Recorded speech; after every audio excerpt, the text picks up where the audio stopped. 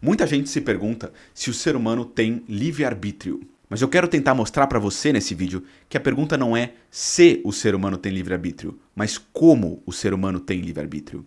Para começar, a gente costuma definir livre-arbítrio de uma forma muito genérica, tipo um poder fazer o que eu quiser. Mas esse tipo de definição, que não é propriamente uma definição, não faz a diferença entre o que é um poder interno, tipo uma capacidade de fazer uma coisa, e um poder externo, tipo o direito de fazer uma coisa.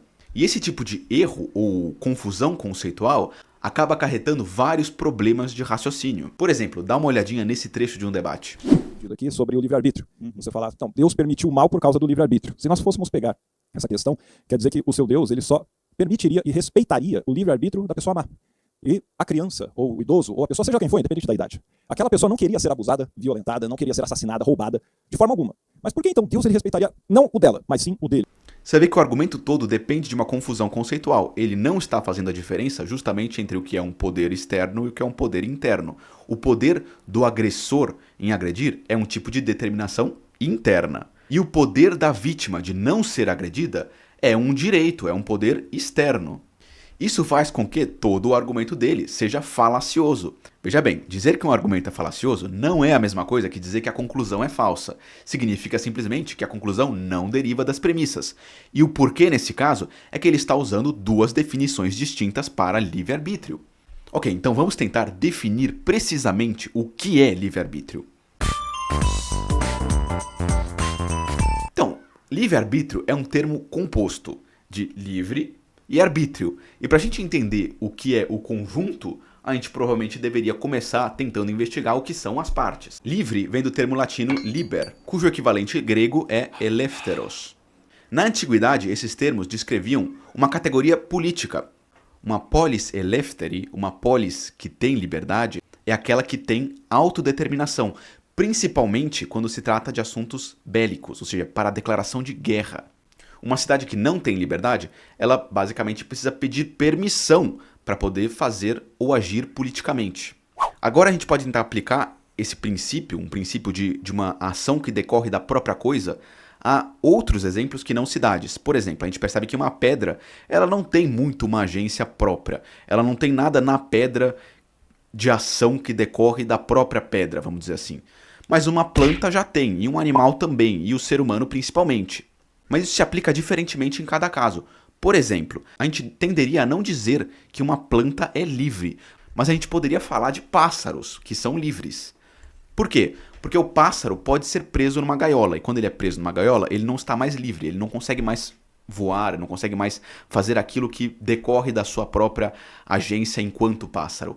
Mas uma planta você não tem como prender. Mesmo que você coloque uma planta numa gaiola, ou um vaso, você não tira da planta a capacidade interna dela de autodeterminação ou de agir segundo a sua própria categoria, certo? Uma planta, quando age assim, ela age no sentido do seu crescimento e reprodução. E não tem muito como você impedir isso, a não ser que você mate a planta. Isso permite que a gente veja que a liberdade é um tipo de autodeterminação frente a uma negação, frente a uma possibilidade negativa. Mas a gente percebe que o ser humano participa dessa possibilidade negativa de uma forma especial. Ele tem essa capacidade positiva, se você quiser, de liberdade, que a gente viu nas plantas. Ele também tem essa possibilidade negativa que a gente viu nos animais, mas ele tem uma possibilidade a mais, que a gente fala de liberdade no ser humano como um caso especial. E o que torna a liberdade no ser humano um caso especial é justamente a possibilidade de arbítrio. Na filosofia latina, esse termo veio a significar uma capacidade da razão em pensar, em conceber futuros possíveis. Então a gente percebe que o ser humano tem uma capacidade de não apenas desejar coisas futuras, mas também planejar coisas futuras, perceber possibilidades de ação futura que são possíveis, de fato, futuros possíveis e até mesmo contrafactuais. Nesse sentido, a gente é obrigado a perceber que existe um certo tipo de indeterminação na razão humana com respeito à percepção dos futuros possíveis.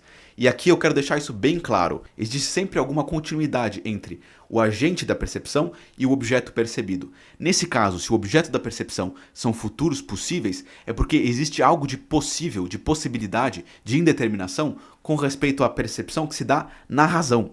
É isso que significa propriamente o livre-arbítrio. É a capacidade humana de agência que se volta aos futuros possíveis percebidos pela razão. Nesse sentido, você pode perceber que a minha definição de livre-arbítrio é perfeitamente compatível, ou seja, ela não diz absolutamente nada a respeito dos mecanismos, se os mecanismos da agência humana são eles mesmos determinados. O ponto é, o ser humano é inexoravelmente livre. Ele participa de uma experiência de liberdade. Essa experiência de liberdade faz parte da condição humana. E ela se dá numa certa possibilidade de perceber os futuros enquanto possíveis. O ser humano tem essa capacidade e por isso ele participa disso que é o drama da liberdade. O drama da liberdade consiste nessa angústia, nessa capacidade de perceber que a situação presente e o futuro talvez pudesse ter sido diferente. E disso a gente simplesmente não tem como fugir. É por isso que eu defendi no começo que o problema do livre-arbítrio não se trata muito de se o ser humano tem livre-arbítrio. Ele tem, ele participa desse drama. O problema é como o ser humano tem livre-arbítrio. E isso talvez seja uma questão que de fato está em aberto, mas que de toda forma não nega o problema existencial da liberdade. A liberdade existe e a gente tem que lidar com ela.